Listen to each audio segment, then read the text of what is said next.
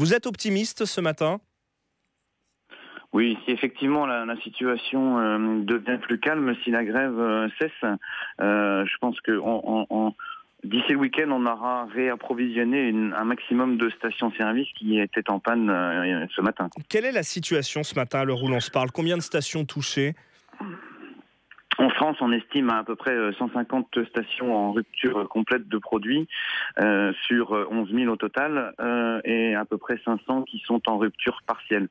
Sachant que rupture partielle, ça peut être un produit sans plomb qui n'empêche pas la majorité des véhicules qui, je vous le rappelle, sont diesel, de se réapprovisionner. C'est principalement la région parisienne qui est touchée toujours ?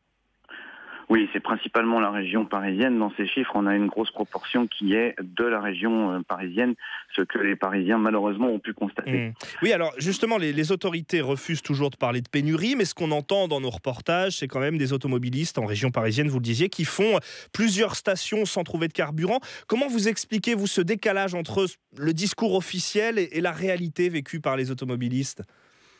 Alors, il faut dire que pénurie, il n'y en a pas. C'est pas la même situation que l'an dernier, puisque l'an dernier, il y avait un blocage sur la production de carburant.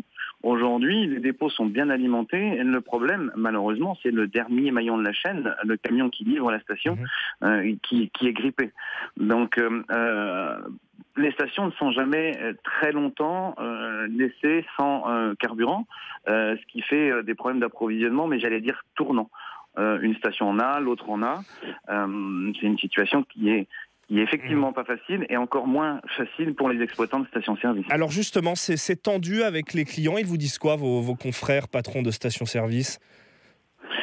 C'est comme à chaque fois, et ça devient un peu trop fréquent d'ailleurs, ces problèmes d'approvisionnement en carburant.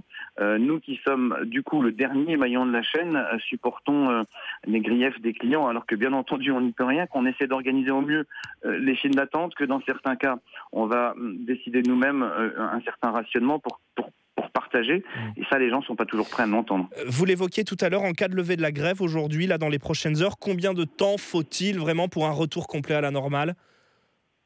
Alors j'estime que si tous les dépôts, en particulier parisiens, qui sont assez nombreux, sont débloqués dans la matinée, en une journée et demie, on aura déjà réapprovisionné un grand maximum de stations.